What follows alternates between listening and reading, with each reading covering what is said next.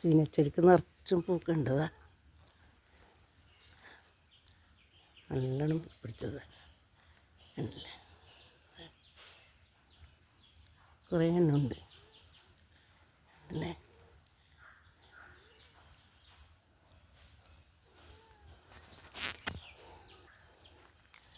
നമ്മളെ പച്ചക്കറി തൈന്ന് പൊരിച്ച് നടണേ. അതിന് മുമ്പായിട്ട് കുറച്ച് അതിന് വളം കുറച്ചാക്കി വെക്കാം. കുറച്ച് ഇലയെല്ലാം അരിഞ്ഞിട്ടിട്ട് ഒരു പാത്രത്തിൽ തൊട്ടിയിലങ്ങനെ ഇട്ടിട്ട് കഞ്ഞീര വെള്ളം എല്ലാം ഒഴിച്ചിട്ട് നമുക്ക് ആക്കി വെക്കാം. ഒരാഴ്ച കൊണ്ട് നമുക്ക് അതാവുമല്ലോ. അതിന് നേർപ്പിച്ചിട്ട് ഒഴിച്ച് കൊടുക്കാൻ. അതിന് ഇപ്പോഴേ ആക്കി വെച്ചിട്ടില്ലെങ്കിൽ നമുക്ക് ഒഴിക്കാൻ കഴിയില്ല. ഞാനത് കുറച്ച് ഇലയെല്ലാം അരിഞ്ഞ് തൊട്ടിയിലിടാൻ പോവുന്നേ. ഇല അരിഞ്ഞിട്ട് വരാം, എന്നിട്ട് കാണിക്കാട്ടെ. അരിഞ്ഞിട്ട് കാണിക്കാം. നിറയെ ഉണ്ടല്ലോ ഇലയെല്ലാം. അരിഞ്ഞിട്ട് തൊട്ടി എത്ര ഇല അതിനെല്ലാം പണിയില്ലൂ, ചെറിയ പണിയല്ലേ. ഇങ്ങനെ മണങ്ങാണ്ടത് അരിഞ്ഞെടുക്കാമല്ലോ നമുക്ക്. എന്നിട്ട് നല്ലൊരു വളമാവുമല്ലോ. ചാണകമൊന്നും ഇല്ലാതെ ഉണ്ട്, എന്തെങ്കിലും മതി നമുക്ക്.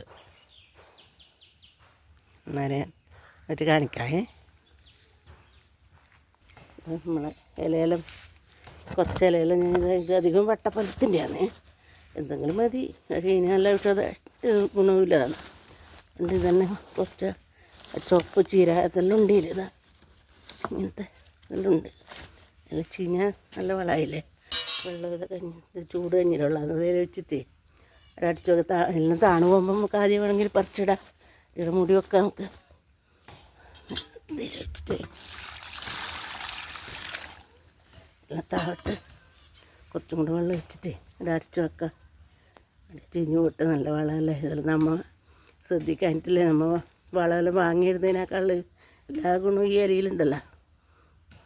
നമുക്ക് നോക്കാം. എന്നാൽ ആയിട്ടാകുമ്പോൾ ഞാൻ കാണിച്ചു തരാം കേട്ടോ. ഇന്ന് നമുക്കതെല്ലാം കൊട്ടയിലാക്കി നടണം. നമ്മളെ എന്താ പച്ചക്കറി തൈ ഒന്നിന്നര അതിൽ കൊട്ടയിലാക്കിയത്. ഒറ്റ തൈയെ നടാൻ പറ്റൂല. അതിന് ഏത് നട്ടിട്ടില്ലെങ്കിലേ അതിൽ നിന്നിങ്ങനെ ഇതായിപ്പോവും. അതിന് ഇന്നിതെല്ലാം നോക്കാൻ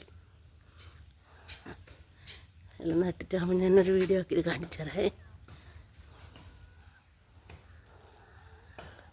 ഇത് നമുക്ക് വലിയ അധ്വാനമില്ലാത്ത പണിയാണ്. അങ്ങനെ നമുക്ക് സമയം പോവും, മനസ്സിനൊരു സന്തോഷമായി. അങ്ങനെയെല്ലാം ചെയ്യാൻ കുറച്ച് ചെറിയ പണിയല്ലേ ഇതെല്ലാം. അങ്ങനെ